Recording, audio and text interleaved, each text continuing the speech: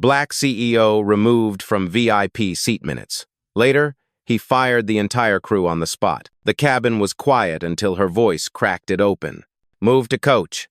It wasn't a request. It was a verdict, hurled across first class like a gavel in the wrong courtroom. A finger jabbed the air, sharp and deliberate, landing inches from Marcus Carter's chest. He didn't move. He didn't blink. The black leather briefcase rested on his lap, his other hand steady against the armrest, as if he'd been waiting for this exact moment his entire life. Passengers shifted in their seats. The silence suddenly charged. A man in khakis froze halfway down the aisle. Two uniformed security staff appeared, their expressions hard, rehearsed. And just over the shoulder of row 3, a young woman lifted her phone. The red light of her camera blinked alive, catching every breath, every syllable. The theater had begun. Marcus exhaled once, slow and calm, and lifted his eyes to meet hers. The flight attendant leaned closer, bun pulled tight like a helmet, uniform crisp as armor. She pointed again, her words slicing through recycled air. "This cabin isn't for you. Get up before you're removed." He didn't answer. His silence wasn't weakness. It was weight. It pressed against the glass of every window, against the shallow breaths of the crew standing by. To them, he looked like a man in the wrong place. Dark skin, plain suit, no entourage, no gleaming watch to prove worth. But to him, this was familiar, too familiar. At 25, he'd been denied an interview at a regional airline because, as the manager said, not the image we're looking for. At 32, he'd been asked to leave a business lounge, told his pass was counterfeit. And now, 2 decades later, billions earned, stakes owned, power consolidated, here it was again. Different faces, some a verdict. You don't belong. But Marcus Carter wasn't 25 anymore. He wasn't 32. He was the man who owned more of this airline than anyone in that cabin could imagine. And today, he'd let their words carve the stage for what came next. The flight attendant's voice grew louder, feeding on the hush of the room. "You heard me, coach. Now." The man in khakis glanced at the security guards. They nodded once, subtle, already closing in. Passengers murmured. A ripple of unease spread through the polished seats. The young woman with the phone whispered, "This isn't right," but didn't lower her camera. Marcus finally spoke, his tone even, deliberate. "Check the system again." 3 words. No anger, no plea, just command wrapped in calm, and yet they landed like thunder against the arrogance circling him. The attendant scoffed, shaking her head. "You people always think you can bluff your way into first class."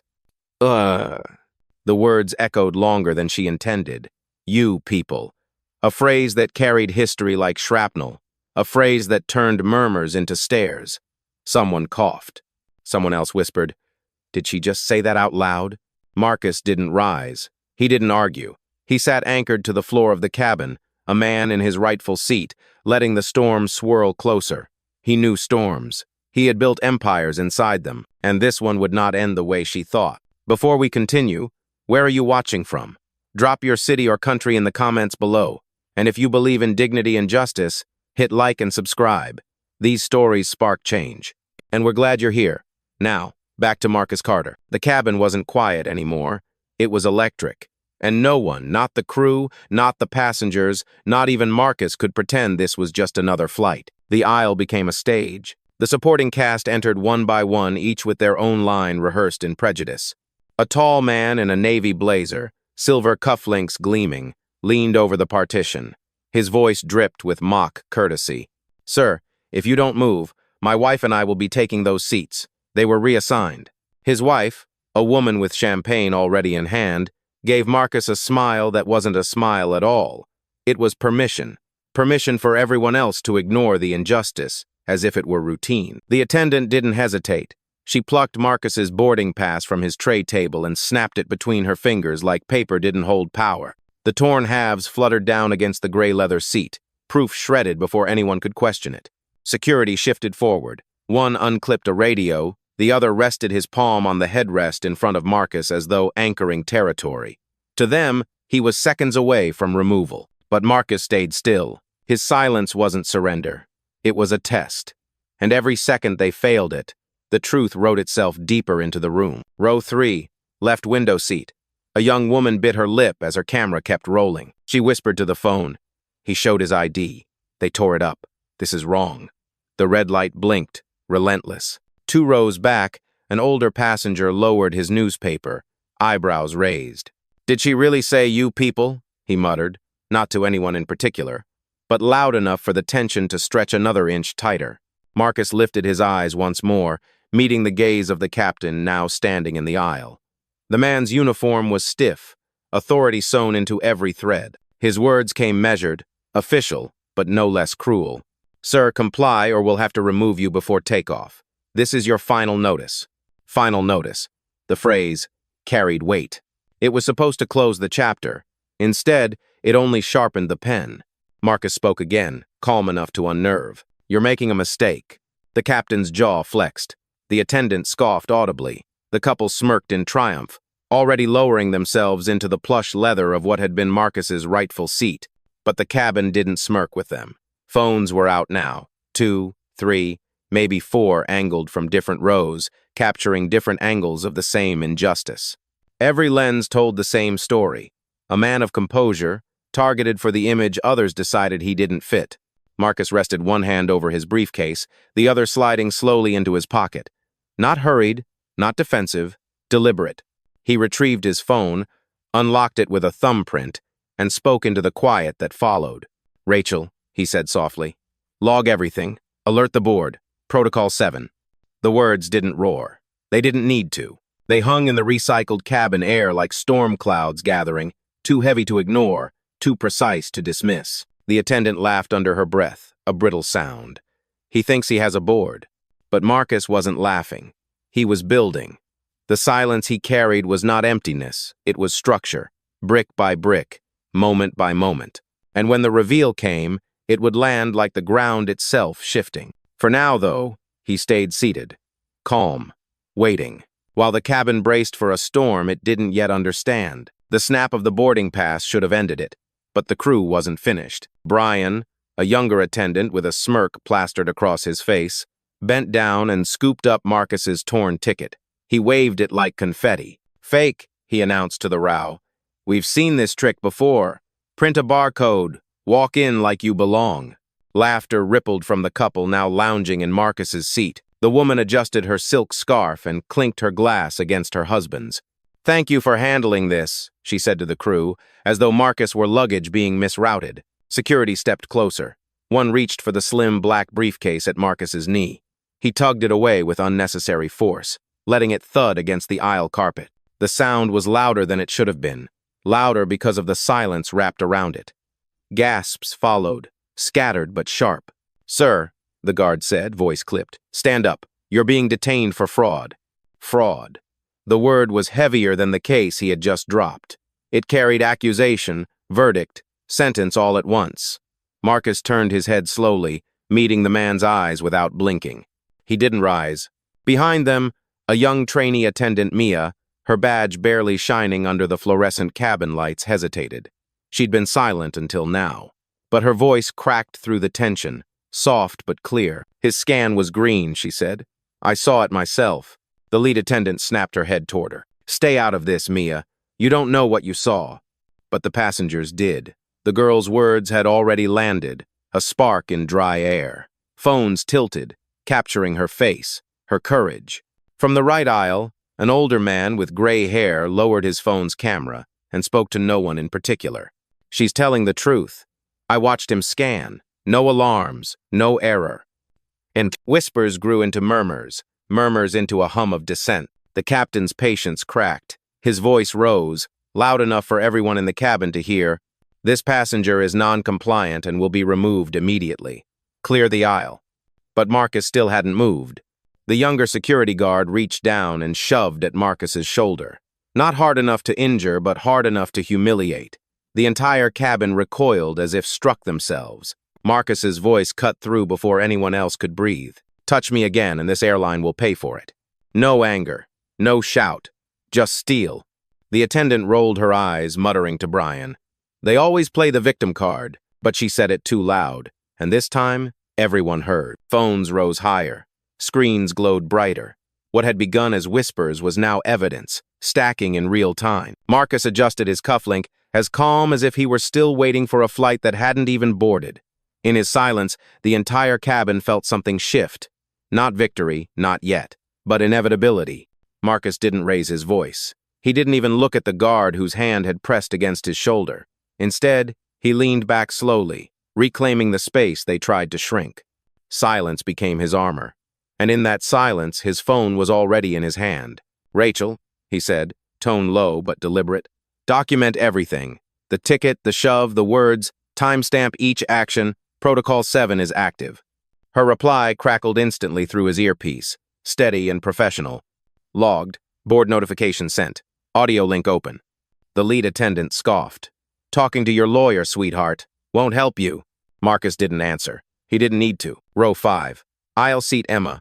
A woman with sharp eyes and a phone angled steady leaned into her mic. He hasn't even raised his voice. They're calling him a fraud for sitting in the seat he paid for. Her neighbor, Michael, nodded and muttered loud enough for his recording to catch. Policy isn't protection when it's prejudice. The hum of the cabin shifted. It wasn't just background noise anymore. It was pressure. Mia, the trainee attendant, took a step forward again. Her hands shook, but her voice carried. "I scanned his ticket. It went green, no errors."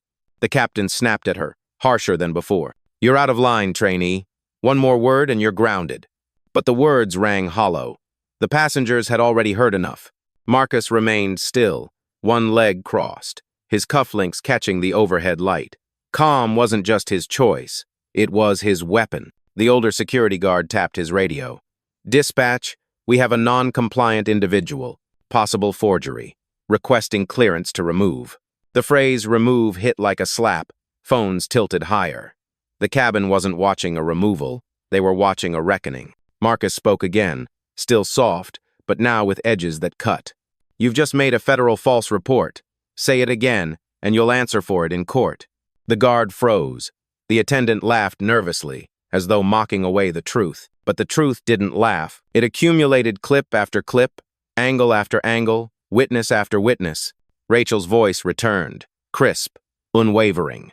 "Marcus, the board is monitoring live. Do you want escalation to compliance?"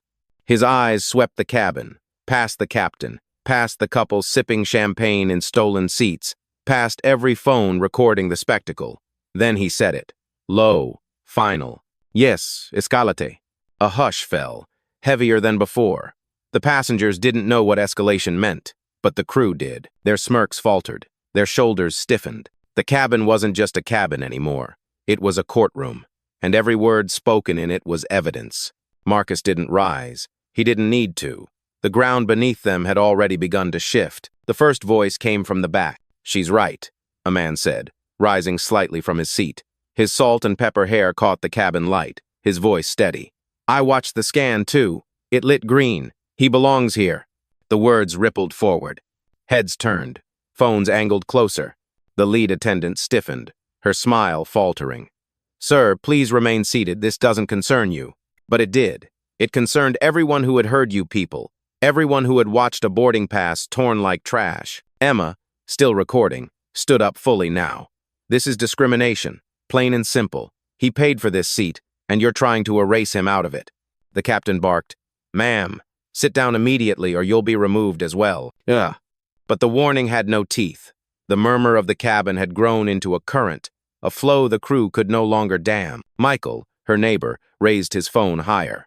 "The internet is watching. Every word you say is already leaving this plane." The couple in Marcus's stolen seat shifted uncomfortably now. The wife pulled her scarf tighter, eyes darting between the passengers standing against them and the crew shrinking before them. Mia, the trainee, stepped forward again, this time with more steel in her spine. Her voice trembled, but the words were clear. "He belongs in 2 amperes. That ticket was valid. I saw it. Twice." The lead attendant spun toward her, face taut with fury. "You're finished, Mia. This is your last flight." But Mia didn't back down. She turned slightly, her eyes sweeping the cabin.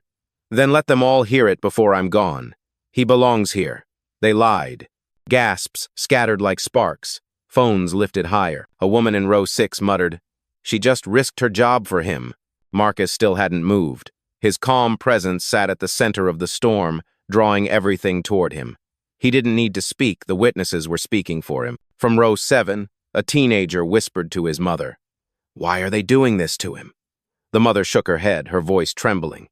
"Because they think they can." Rachel's voice returned through Marcus's earpiece, sharp and deliberate. "Marcus, escalation confirmed. Compliance review is active. Every biased phrase has been logged." He exhaled once, slow, not relief, preparation. The captain tried to reclaim the room. His voice cut the air, brittle and strained. "Enough. This man is a fraud. Security will escort him out." But the passengers didn't retreat. One by one, voices rose. "You can't just take his seat." He showed his ID. "This is wrong." The hum of dissent had become a chorus, and Marcus, still seated, still silent, let the voices surround him. Because sometimes power isn't what you say, it's what you don't have to. The warning should have been enough, but it wasn't. The lead attendant lunged first, her hand slicing through the narrow aisle like it owned the air. She snatched at Marcus's briefcase, jerking it upward and letting it crash against the seatback. A dull thud echoed, louder than the cabin's recycled hum, louder than the captain's orders. "This doesn't belong to you," she spat. Gasps erupted. A woman in row 5 clutched her pearls. The teenager in row 7 whispered, "She can't do that." Phones tilted higher, red lights blazing like tiny sirens. Marcus didn't move. His stillness was sharper than any shove. The younger attendant, Brian, stepped in next. He leaned low, close enough that passengers could smell his cologne, and hissed, "You people think money makes you untouchable, but not today." The phrase slammed against the walls of the cabin. Not whispered this time, not hidden, open, public. "Did he just say that?" someone shouted. Emma's voice cut back like steel. "Yes, and I've got it on video." The captain's face flushed, his voice cracking as he barked, "Remove him now!" The older security guard obeyed. His hand shot out, gripping Marcus's arm. Not a request, not a warning, a seizure. Phones shook in passengers' hands as they gasped, some standing now, blocking the aisle with their bodies. "Let him go," a man in row 4 demanded. "You can't touch him like that," another cried. Mia's voice pierced through it all. She was trembling, but louder than she'd ever been. "This is illegal. He has a valid ticket. I verified it myself." The guard froze, grip still tight. The lead attendant snarled, "Shut up, trainee. You're done here." But Mia didn't back down. "No, you're done." The words landed like a crack of thunder. Marcus finally lifted his head, his voice low but resonant. "You just made a mistake you can't walk back." The security guard hesitated, his grip loosening slightly. Passengers around them shifted, some leaning forward as though bracing for impact. Rachel's voice broke the silence in Marcus's earpiece. "Compliance board has entered the session. Every word, every shove, every phrase is logged. Do you want me to push it live?" Marcus exhaled once, steady as stone.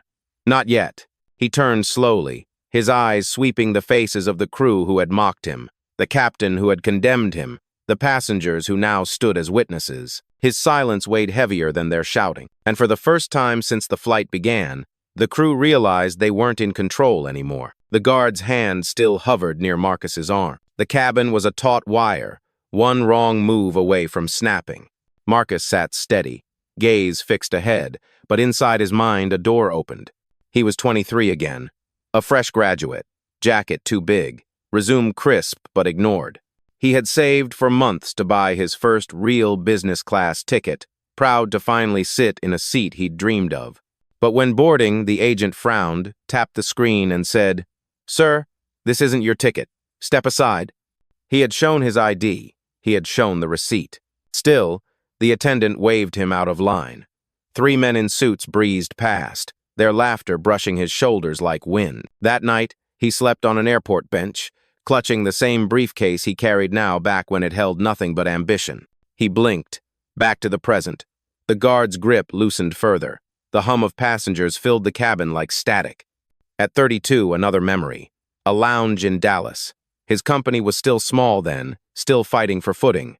He'd worn his best tie, walked up with a confirmed pass, but the receptionist had tilted her head and said, "This section is for real clients only." The words stung more than hunger, more than debt. Real clients. He remembered leaving quietly, the silence burning in his chest. That night, he promised himself never again. Another blink. Back to the present. Emma's camera still glowed red. Mia's hands shook but didn't fall. Passengers stood firmer in the aisle. At 45, Marcus had sealed the deal that gave him partial ownership of this airline. He remembered sitting across a mahogany table, pen in hand, signing the contract while executives smiled. One of them had said, "Welcome to the board, Mr. Carter. You'll change this company." Now, in this cabin, those same colors of authority, navy suits, crisp uniforms were trying to erase him again. And they didn't even know whose signature secured their paychecks. The guard shifted back slightly, unsettled not by force but by the weight of Marcus's stillness. Rachel's voice broke through again, softer now. "Marcus, compliance has flagged discriminatory conduct. The board is listening." He didn't answer right away. He let the memories steady him. Every slight, every dismissal, every time someone said he didn't belong, they had built this exact moment. Finally, his eyes lifted to the crew, calm, controlled, his words measured, but heavy as iron. "You've mistaken silence for submission. That was your last mistake." The cabin hushed. Even the couple in his seat froze. Champagne glasses paused mid-air. Passengers leaned forward. Phones captured every breath. And Marcus Carter sat anchored, unshaken, the storm of his past fueling the reckoning about to break open in the present. The hum of voices quieted as Marcus straightened in his seat. He hadn't stood. He didn't need to. His presence alone pulled the air taut, the way thunder gathers before a storm. He tapped his phone once. The line clicked open. "Rachel," he said evenly. "Advance escalation. Notify James and Sarah. Tell David to prepare legal review." The lead attendant laughed, a brittle sound that betrayed her nerves. "Listen to him," she sneered, glancing toward Brian. "Talking like he runs this place." Marcus turned his head slowly, eyes settling on her without heat, without haste. His tone was ice. "I don't talk like I run it. I do run it." Gasps rippled through the rows. Emma's camera jerked upward, catching the attendant's smile dissolve. Michael muttered, "Wait, what did he just say?" Mia's face lit with recognition. She mouthed a single word to herself. "Carter," Rachel's voice returned through his earpiece, calm but edged with authority. "James is online. Sarah has flagged the incident. Legal is in review. They await your signal." Marcus set the phone gently on the tray table, speaker on. A voice rang out, sharp, corporate, unmistakably real. "This is James Keller, Horizon Airlines Board. We are receiving live feeds of your conduct. Cease immediately." The captain's face drained of color. The older security guard lowered his radio. Passengers murmured, their disbelief mixing with awe. The lead attendant tried to recover, voice cracking as she said, "Anyone can fake a call." Emma's voice cut in, firm. "That's not fake. That's the board." The couple in 2 Amperes and 2B shifted uneasily, their champagne suddenly tasteless. The wife whispered, "Richard, he's serious." Marcus finally rose, not in haste, but like a man reclaiming ground. He adjusted his cufflink, gaze sweeping the crew. "You ripped my ticket. You called me a fraud. You put your hands on me, all while standing in the cabin of an airline I partially own." The silence that followed was a freefall. Mia stepped forward, voice trembling but clear. "I believe him. I've heard that name in training modules. Marcus Carter, he's on the board." The lead attendant's knees buckled slightly. Brian's smirk vanished, replaced by a sickly pale flush. The captain looked as though the floor had tilted beneath him. Marcus didn't raise his voice. He didn't need to. "You thought I was no one, but your job's answer to me." Phones tilted higher. Passengers leaned in. Every second etched deeper into collective memory, into evidence, into history. Rachel's voice punctuated the silence like a gavel. "Marcus, the board is awaiting your directive." And for the first time, the crew realized the removal they had ordered was about to become their own. The name landed like a thunderclap. Marcus Carter. At first, it was a whisper passed, from row to row, seat to seat. Then it grew, swelling through the cabin until it was undeniable. He owns part of the airline. He's on the board. Wait, he's our boss? The passengers who had been silent now shifted in unison. A dozen phones angled higher, recording every reaction. The quiet mutter of disbelief turned into a murmur of solidarity. Emma raised her voice above the current. "You tore up the ticket of a man who pays your salaries." Michael followed, sharper. "You called him a fraud in his own company." The couple in Marcus's stolen seat froze. The husband set down his champagne flute, his fingers trembling. His wife pulled the scarf tighter around her neck, her eyes darting to the cameras trained on her face. Their earlier smugness had evaporated, replaced with shame they couldn't sip away. The captain's lips moved, but no sound came out at first. When he finally spoke, his voice cracked. This is a misunderstanding. Marcus's gaze cut through him, steady as stone. Number, it's the clearest understanding you've had in years. Gasps spread again. Someone clapped, sharp and solitary. Then another joined. Within seconds, the rhythm multiplied, hands striking together in a defiant chorus. The applause wasn't for spectacle, it was for justice. The lead attendant stumbled back, her confidence splintering under the weight of the sound. Her voice pitched high, desperate. Everyone, calm down. This man is trying to manipulate you. But no one listened. A woman in row 7 stood, her phone raised high. Manipulate? We all watched you rip his ticket. We all heard you say, "You people." It's on video. It's live right now. The attendant's eyes widened. Live? Michael grinned grimly. 100,000 views already, and climbing. The blood drained from her face. Brian's hands twitched nervously, fidgeting with the edge of his uniform. The security guard glanced at the captain, silently pleading for direction. But the captain's authority had evaporated with the truth. Mia, the trainee, stepped forward once more. Her voice steadied now, strengthened by the current around her. You told me to stay quiet, but I won't. I won't lie for you. Not when everyone can see. Her declaration broke the last wall. Passengers erupted not in chaos, but in unity. Voices rose together. He belongs here. Justice for Marcus. Fire them all. The cabin wasn't divided anymore. It was unanimous. And at the center of it, Marcus stood calm, composed, untouched by the storm. Because he wasn't the storm, he was the reckoning that followed it. The crew realized, too late, that they weren't facing a passenger anymore. They were facing their employer, their judge, their consequence, and there was nowhere left to hide. The applause thundered through the cabin, drowning out every excuse the crew tried to summon. Phones hovered like floodlights, recording their unraveling in real time. The lead attendant's lips trembled. She glanced at the captain, then at Brian, then back to Marcus, as if searching for an escape that no longer existed. This isn't what it looks like, she stammered. Emma's voice shot back immediately. It's exactly what it looks like. Brian, his swagger gone, tugged nervously at his tie. Sir, we were just following policy. Miscommunication, that's all. Marcus's eyes didn't flinch. You tore up my ticket. You shoved me. You called me a fraud. That wasn't policy, that was prejudice.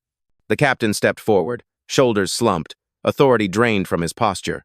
Mr. Carter, please, let's resolve this quietly. Michael barked a laugh. Quiet? Half the internet is watching. The couple in the stolen seats shrank smaller, as if wishing leather cushions could swallow them whole. The husband finally muttered, We didn't know. Marcus's gaze cut to them. And you didn't care. The words landed heavy, undeniable. The lead attendant's voice cracked, desperation spilling out. Please, I have a family, this job. Marcus lifted a hand, silencing her without a shout. The gesture alone held more power than their threats ever had. You should have thought of that before you tried to erase me. Her knees buckled slightly. Brian's face turned pale.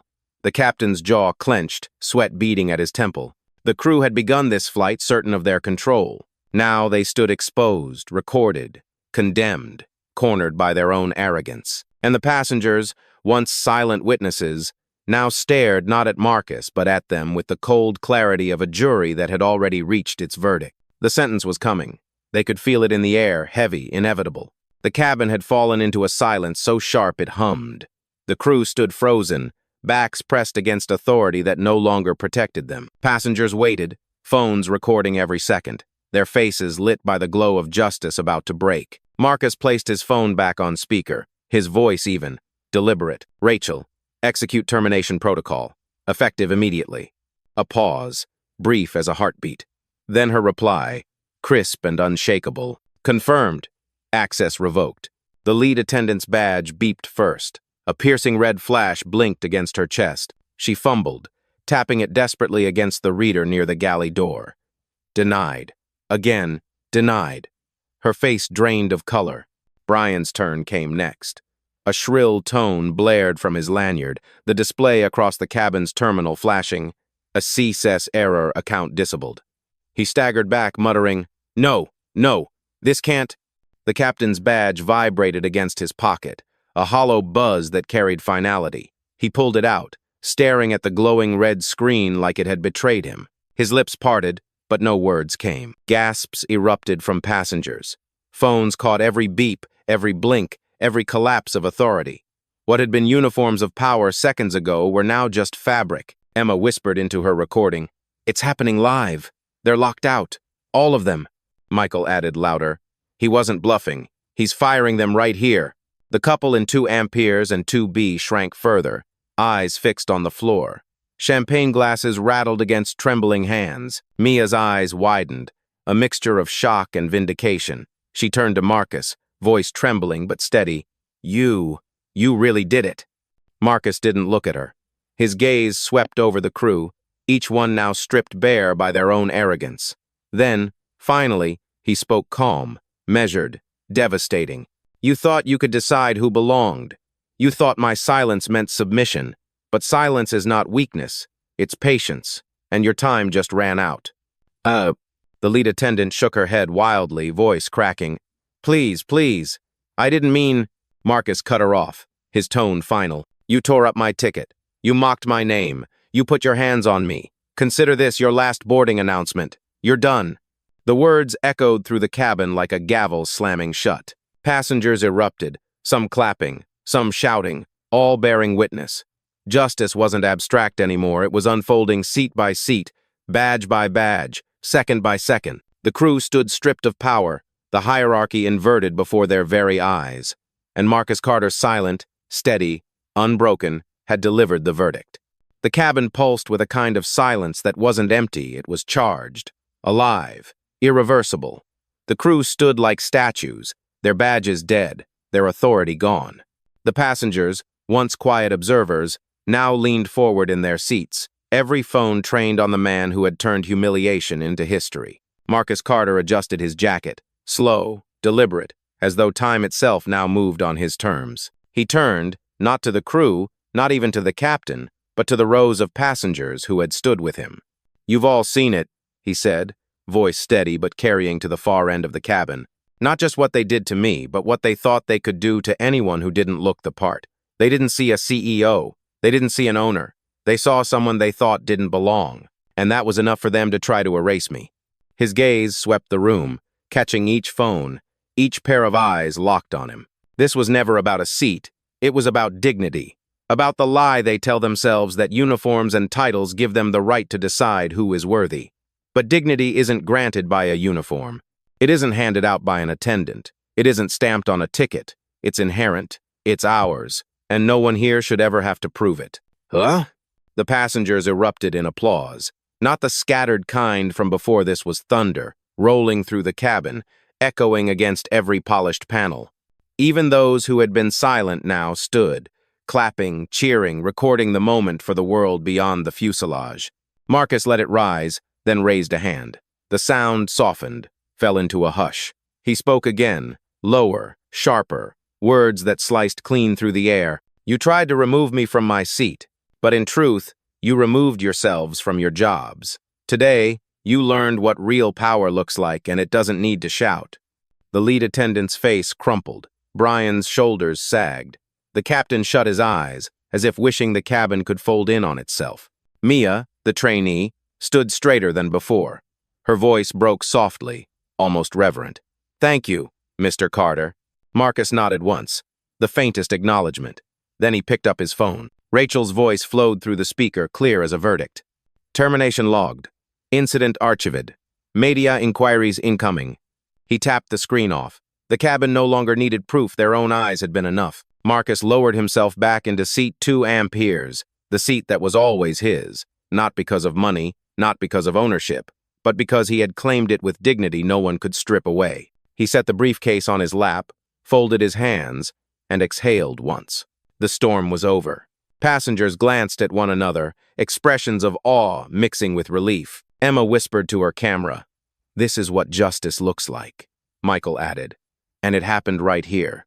30,000 feet above the ground. The cabin lights dimmed slightly, preparing for takeoff.